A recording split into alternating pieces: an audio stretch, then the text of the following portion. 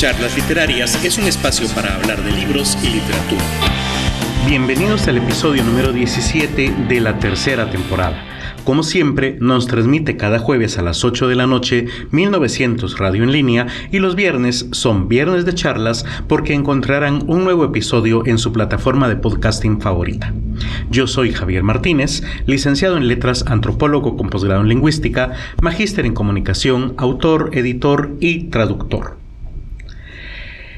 En este episodio abordaremos el tema microrrelatos. Pero antes de desarrollar el tema, debo comentarles que este es el penúltimo episodio de la tercera temporada. Vamos todavía a generar un episodio más para que la temporada cuente con 18 episodios y nos tomaremos unos días o semanas de descanso, pero definitivamente volveremos con la cuarta temporada. Simplemente vamos a descansar un poco, vamos a preparar y afinar todavía mejor los temas, a preparar probablemente una nueva estructura para el podcast, pero siempre respetando que sea un espacio para hablar de libros y literatura. Para mientras, los invito a ir investigando en las temporadas anteriores donde hemos abordado ya una gran cantidad de temas y a que lo compartan y lo comenten por favor con sus amigos para que seamos más grande, que la comunidad de escuchas sea más grande todavía. Bueno, abordaremos entonces el tema del microcuento o los microrrelatos. Debo comentar que no hay un nombre específico realmente para este subgénero de la prosa, concretamente del cuento, puesto que, como les decía, se llama microrrelato, microcuento, aunque también he encontrado los conceptos de minificción, relato hiperbreve, relato breve también, o nanorrelato. Sin embargo, todos estos conceptos hacen referencia al mismo tipo literario, digámoslo así, del que vamos a desarrollar en este episodio. Para comenzar, recordemos que un cuento realmente, para definirlo, no importa tanta la cantidad de las páginas.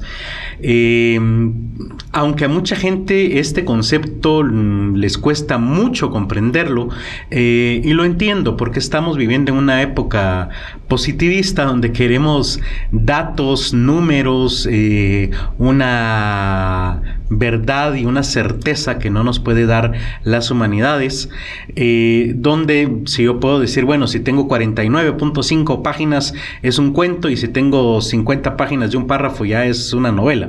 Sin embargo, la literatura y todas las humanidades, por supuesto, no obedecen a este tipo de razonamiento. Recordemos que se supone dentro de esta mentalidad que menos de 50 páginas es un cuento, más ya sería una novela. Sin embargo, no es eso lo que define realmente al cuento, sino el llegar rápidamente al nudo. En otras palabras, cuando me detengo en largas y detalladas descripciones del contexto social, de la época, de las características psicológicas del personaje principal y secundario, entonces estoy haciendo una novela. Pero cuando eso no es tan relevante como la situación y rápidamente llego al nudo, entonces estamos hablando de un cuento. ¿Qué tanto es tan rápido? Bueno, eso dependerá del caso de cada libro y de cada cuento. En fin, el punto es que encontré casualmente una definición con este tipo de mentalidad cuantitativa y resulta que para algunos un microrrelato debe tener de 1 a 500 palabras. Recordemos que una página tamaño carta con un tipo de letra normal que estaría entre 11 y 12 tiene un aproximado de 500 palabras, ¿sí?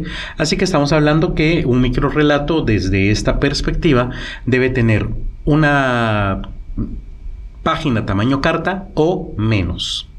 De hecho, algunos piensan que entre menos palabras tenga el microrrelato es mejor. Lo cierto es que el microrrelato, como el cuento, debe tener un inicio, un nudo y un desenlace. Aunque, como vamos a ver en un momentito, algunas de estas partes podrían omitirse para dejarse a la interpretación del lector. Al microrrelato le agregaría que debe tener un final inesperado, sorpresivo, algo que conocemos también en letras como un giro argumental o un plot twist. En otras palabras, esos finales que no podemos prever, que nos toman por sorpresa y que muchas veces, al menos como lectores, agradecemos, y que en lo personal encuentro como la principal diferencia entre un buen libro y cualquier otra cosa, ya sean libros, series de televisión. Creo que en algún podcast antes había comentado que yo creo que la gran maldición de los que nos gusta leer es que podemos adivinar el final o algún giro inesperado en las series de televisión que no siempre precisamente tienen, no sé, una persona hábil en el desarrollo de los guiones, y entonces muchas veces son predecibles, y eso en lo personal me mata el interés por cualquier película o serie. Y he visto cómo se desarrolla precisamente esta habilidad a través de la lectura en mis hijos, que poco a poco los estoy convirtiendo en lectores, y veo que esta cualidad que van haciendo en ellos cuando vemos alguna serie en Netflix o en cualquier otra plataforma o en televisión. Bueno, el punto es que a ese giro inesperado en el microcuento se le debe sumar que la trama debe tener intriga, usualmente, ¿sí? La cual debe ser bastante intensa y turbar al lector, ¿sí? Creo que esto es lo más importante, el poder sorprender al lector, el mantener su atención, aunque sea una atención breve y corta. Y aquí estaríamos entrando, de hecho, en un tema que no había pensado antes de preparar el podcast. Muchas personas piensan que las nuevas generaciones tienen una atención muy corta y que esto se debe a las redes sociales. Vamos a ver en un momento también cómo las redes sociales tienen que ver con el microcuento, pero podría ser que el auge actual del microcuento o microrrelato se pueda deber precisamente tal vez a esta poca atención o poca capacidad de atención que tienen ahora los lectores. No digo que todos, pero creo que los más jóvenes al menos sí sufrirán un poquito en ese sentido. Habría que investigar, pero de hecho es un tema interesante. Por si alguien anda haciendo por ahí una tesis, podría medirse el tiempo de atención, la duración de diferentes relatos, y ver si hay una coincidencia ahí entre que lo que más le guste a los nuevos lectores sea precisamente lo que está dentro de un ámbito que podría ser similar a la lectura de una red social. Podría ser un tema interesante de investigación. El punto es que con todas estas características que he dicho y recopilo, ¿verdad? Un final inesperado, una trama con intriga, debemos sumar la importancia del tiempo y modos gramaticales. Es sumamente importante que manejemos bien el pasado, el presente y el futuro, el subjuntivo, el indicativo y el imperativo, para que las pocas palabras que vayamos a utilizar en el cuento tengan la mayor eficacia en la mente de nuestro lector. Otro tema importante es la estructura sintáctica, ¿sí? El orden en que pongamos las palabras es muy importante para alcanzar esa sorpresa. Cuando hablo de orden, puedo decir, por ejemplo, en mi mano tengo una tableta, o una tableta tengo en mi mano, o en mi mano una tableta tengo. Ese es el orden sintáctico de la estructura de la oración, digámoslo así, que puedo alterar precisamente gracias al hipérbaton en la literatura, y que en este caso es de suma importancia, ya que el orden en la estructura de las palabras podría llegar a crear o ayudar a esa expectativa o a alcanzar un mejor giro argumental. Otro tema cuando estamos haciendo microrrelatos es la ambigüedad semántica. En otras palabras, que el texto pueda ser interpretado de diferentes maneras, algo que también se conoce como polisemia, y precisamente es por eso que tiene una gran importancia el título de la obra.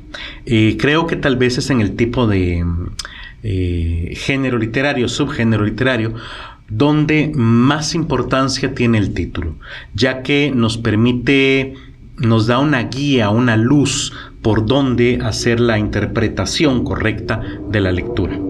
Y por último, por supuesto, necesitamos un vocabulario preciso, quirúrgico diría yo, para alcanzar de mejor manera al lector y de manera precisa. Como todo arte, claro, el microcuento o microrrelato no puede dejar de generar emociones en el lector, por breve que sea, ¿sí? Esto es importante y lo voy a abordar más adelante, pero el microrrelato no es una anécdota, no es un refrán, es un cuento en toda la amplitud de lo que esto implica, pero debe generarle definitivamente un sentimiento al lector, si no deja de ser literatura, ¿sí? Actualmente, como les había dicho, las redes sociales, específicamente Twitter, ha fomentado el uso de este subgénero. De hecho, es muy interesante. En lo personal, a mí me gusta mucho Twitter, es la red social que más utilizo. Y ahí, como en otras, existen los famosos hashtags, ¿verdad? Que es utilizar el símbolo numérico más una palabra. Y los invito a que busquen el hashtag microcuento o microrrelato y pueden encontrar ahí bastantes historias muy interesantes, pasar un rato bastante animado. Por supuesto, van a encontrar cualquier tipo de relato y cualquier calidad de escritor, pero como una aventura interesante, como un sondeo de cómo está el microrrelato en la actualidad, resultaría bastante interesante. Por cierto, al momento de escribir un microrrelato, podríamos recomendar lo siguiente. Lo primero, como les había dicho, es que no lo confundamos con un resumen ni con una síntesis de un cuento, ¿sí? Tampoco es un resumen o síntesis de una anécdota y mucho menos una frase graciosa u ocurrente, que creo que esto último, una frase ocurrente, sí es lo que podríamos encontrar en buena medida en las redes sociales, ¿sí? Concretamente, un microrrelato es una historia con principio y final, pero muy breve. Cuando escribimos microrrelatos también es importante saber que el nudo no suele aparecer, sino dejarse a la interpretación del autor. Como les decía, el nudo llega rápidamente, pero como es donde podríamos perdernos en una gran cantidad de palabras y precisamente ahí dejaría de ser un microrrelato, entonces se deja usualmente a la propia interpretación del lector, pero como había dicho, en el vocabulario y en el título, debemos de alguna manera enfocarlo hacia por dónde va la interpretación de ese nudo. Se presenta el clímax y la dificultad máxima del protagonista. En otras palabras, no vamos a desarrollar la psicología, las características físicas del personaje, sino presentar un único momento donde estamos atestiguando, digámoslo así, el problema más grande en la vida de este personaje. Otra sugerencia es que no se deben usar descripciones, tampoco muchos personajes y mucho menos una gran variedad de escenarios, puesto que dejaría entonces de ser un microcuento. La selección de lo que se muestra es relevante, como había dicho, pero también recordemos que cortar demasiado puede dejar una historia sin sentido o donde el lector no pueda interpretarla correctamente o en toda su amplitud y pierda así entonces fuerza la trama. Otra recomendación es no olvidar el efecto sorpresa y para ello sirve ponerse en los zapatos del lector al editar. En otras palabras, cuando pensamos y repensamos un cuento una y otra vez, o cualquier documento, muchas veces pensamos que hay cosas que ya están sobreentendidas, pero quien la tiene sobreentendida soy yo como autor, no mi lector. Entonces, siempre yo sugiero dejar pasar algún tiempo, retomar el cuento, me refiero con un tiempo no a 10 minutos, sino 1 o 2 días después, y tratar de ponerme en los zapatos de un lector primerizo en el sentido de que tal vez no tenga mucha experiencia, mucha comprensión lectora, y también en cuanto a que es la primera vez que va a leer el cuento, y ver si es capaz de interpretarlo de la manera en que se necesita. También, si vamos a escribir microrrelatos, es sumamente importante huir de tropos trillados y lugares comunes. En este podcast, si no me equivoco, en la temporada anterior, ya tenemos un episodio completo precisamente sobre lugares comunes, así que los invito a escucharlo para que sepan de qué deben huir a la hora de hacer un microrrelato. Y la última recomendación, si ustedes quieren escribir un relato breve, es releer, leer y editar hasta lograr la perfección de su texto. Teniendo ahora en claro qué es un microcuento o microrelato, vale la pena ahondar acerca de los autores que son los mayores representantes de este subgénero. Y por supuesto que no podríamos hacer un podcast sobre este tema sin hablar de Augusto Monterroso o Tito Monterroso. Este personaje tiene una característica interesante, y es que dependiendo de la fuente que ustedes consulten van a encontrar que era guatemalteco, que era mexicano o que era hondureño. La verdad es que Augusto Monterroso pasó por los tres países y todos forjaron de alguna manera su personalidad. Monterroso, por ejemplo, nació en 1921 en Tegucigalpa, Honduras. Sin embargo, era hijo de un guatemalteco y vino a vivir a Guatemala desde niño. Incluso participó en la Revolución de 1944 y estuvo preso durante el gobierno de Ponce Baides. Al caer la revolución en 1954, vivió unos años en Chile como secretario de Pablo Neruda y se estableció luego en México en 1956, donde murió en 2003 e hizo ahí su carrera literaria. Entonces, ¿dónde nació? Si es que eso nos lleva a la nacionalidad de una persona, en Honduras. ¿Dónde vivió su infancia, su juventud, adolescencia y primeros años de madurez? En Guatemala. Pero ¿dónde se forjó como escritor y publicó y se dio a conocer? En México. Así que los tres países de alguna manera pueden reclamar un poco a este autor. Entre sus obras más importantes tenemos a Obras completas de otros cuentos, publicado en 1959, y La oveja negra y demás fábulas en 1969. Augusto Monterroso ganó varios premios, como el Premio Nacional de Literatura Miguel Ángel Asturias en 1997, otorgado en Guatemala, y el Príncipe de Asturias de las Letras en el año 2000. Como ya saben, el cuento más corto del mundo pertenece a este autor, se titula El dinosaurio y dice así: Cuando despertó, el dinosaurio todavía estaba allí. Este cuento tiene 7 palabras nada más y, como ya dijimos antes, tiene inicio, nudo, desenlace, interpretación, etc. Pero ¿inventó acaso Augusto Monterroso el microcuento o el relato breve? No. Un antecedente, por ejemplo, lo encontramos en Kafka, quien nació en 1883 y murió en 1924. Él tiene varios cuentos que bien encajarían como microcuento, pero en esta ocasión les traigo solamente uno titulado El destino. Una jaula salió en busca de un pájaro. Como ven, este cuento, al menos en su traducción, tiene solamente 8 palabras. Otro antecedente podría ser el famoso argentino Jorge Luis Borges, como saben ustedes, uno de mis autores favoritos, quien nació en 1899 y murió en 1986, con el microcuento titulado Un sueño. En un desierto lugar de Irán hay una no muy alta torre de piedra, sin puerta ni ventana. En la única habitación, cuyo piso es de tierra y que tiene la forma del círculo, hay una mesa de madera y un banco. En esa celda circular, un hombre que se parece a mí escribe en caracteres que no comprendo un largo poema sobre un hombre que en otra celda circular escribe un poema sobre un hombre que en otra celda circular. El proceso no tiene fin y nadie podrá leer lo que los prisioneros escriben.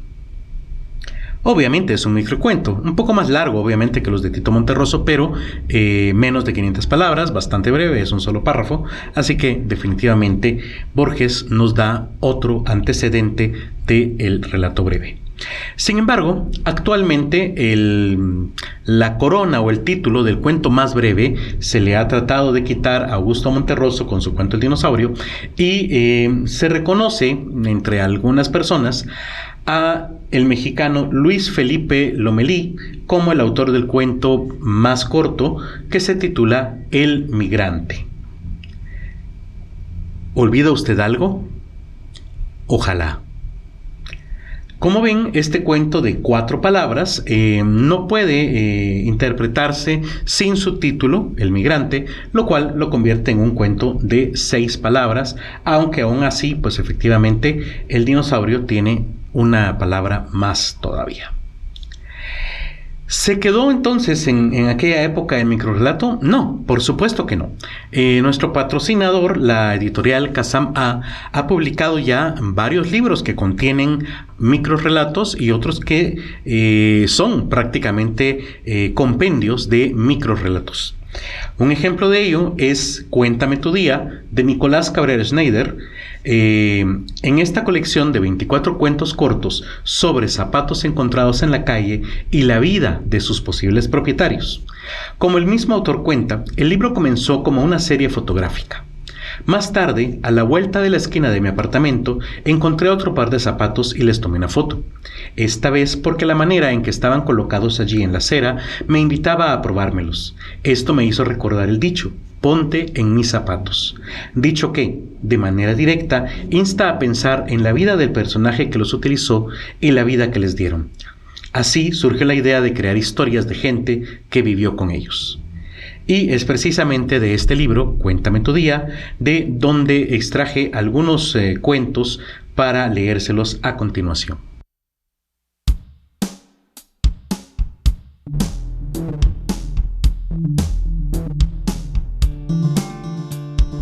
Zapatos casuales de vestir. Sentados en la mesa del comedor de Doña Vero, Roberto y Marco hablan sobre el rodeo que se llevará a cabo la próxima semana. Marco: lo que no logro entender es cómo un grupo de personas puede celebrar una fiesta nacional, algo que nos recuerda al momento en que nos separamos del yugo de la tiranía, con un acto tan violento como un rodeo. Roberto: ve, si lo pones así, no sé, yo nunca lo había pensado de esa manera. Creo que eso lo hacemos desde que somos niños. Marco: a ver, explíqueme un poco más.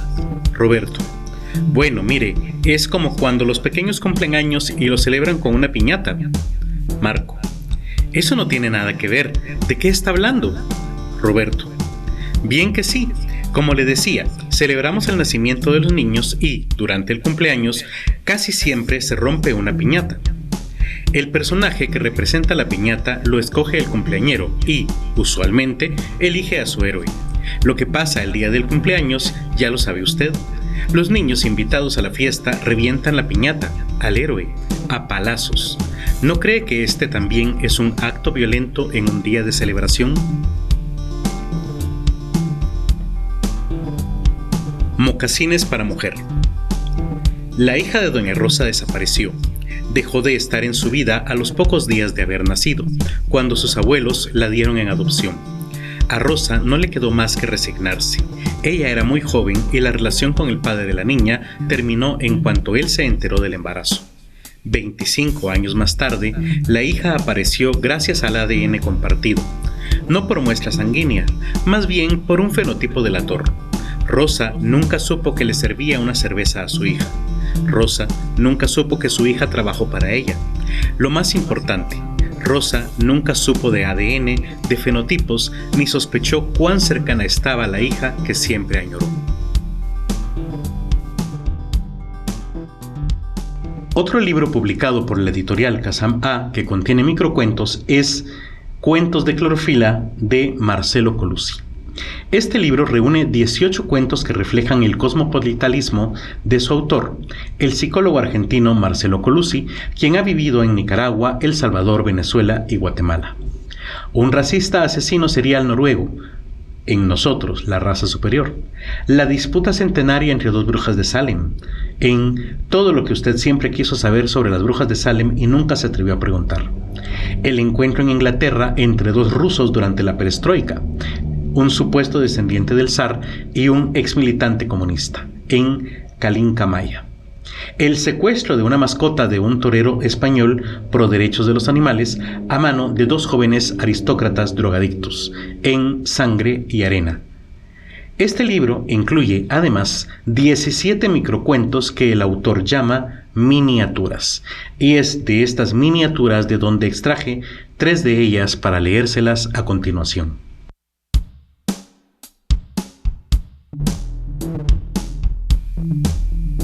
Cuestiones urbanísticas. El alcalde no entendía por qué tanta insistencia. Primero lo visitó el cura párroco de la iglesia La Merced, esa que está en la acera norte de la avenida. ahora la Madre Superiora del Colegio Sagrado Corazón, que está justo enfrente, en la acera sur, y ambos con lo mismo, que el conducto principal del drenaje que se montaba no pasara por ahí, que hiciera un rodeo a ambas edificaciones. ¡Qué raro! Los trabajos no se interrumpieron, las máquinas continuaron abriendo la zanja. La sorpresa fue grande cuando descubrieron el motivo del pedido, el túnel por debajo de la calle. Un aventurero desventurado. Fue el único sobreviviente de la catástrofe. El avión cayó en medio de una espesa selva tropical y después de caminar más de 2 días se encontró con ellos. En todo momento pensó que sería fácil engañarlos. A pesar de la caída, no se le había dañado el Discman y con ello pudo lograr, creyó, mantenerlos hechizados. Todos querían escuchar esa música mágica que hacía el forastero. Después fue el turno del despertador de su reloj pulsera. Con tanto truco, los mantendría embelesados hasta conseguir ganarse su admiración. Después sería sencillo manejarlos. Eso creyó, hasta el día que se lo almorzaron. En el confesionario. Padre, he pecado. ¿Qué hiciste, hijo? Maté. ¿Estás arrepentido? Un poco, pero era mi trabajo. ¿Tu trabajo? Sí, padre, soy militar. Estamos en guerra. ¿Te consideras un buen hombre? Por supuesto. Soy buen cristiano, buen padre de familia, defensor de nuestros valores occidentales, pero a veces siento que los comunistas también son seres humanos y me agarran estas culpas.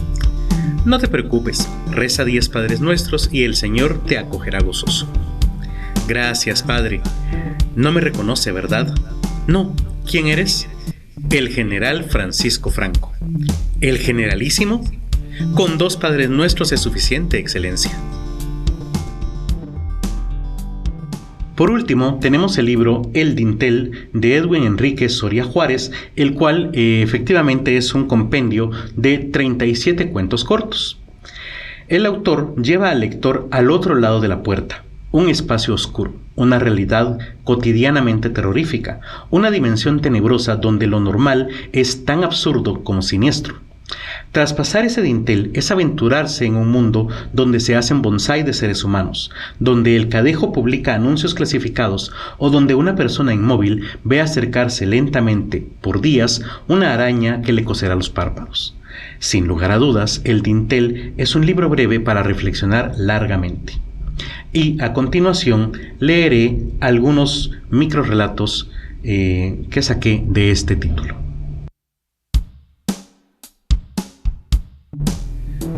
Soliloquio. Quizá todo se resuma en el juego de palabras que los viejos predican, aquel sobre la existencia de las 3 verdades, la tuya, la mía y la verdadera. Claro, si es que existe la verdad verdadera, que a veces nada más es una propia construcción mental. Y eso, si no se demuestra, dista de ser una verdad. Es nada más un pensamiento a lo sumo. De esta forma, Caín especuló mientras preparaba los alimentos, el fruto de la tierra que Dios no quiso recibir.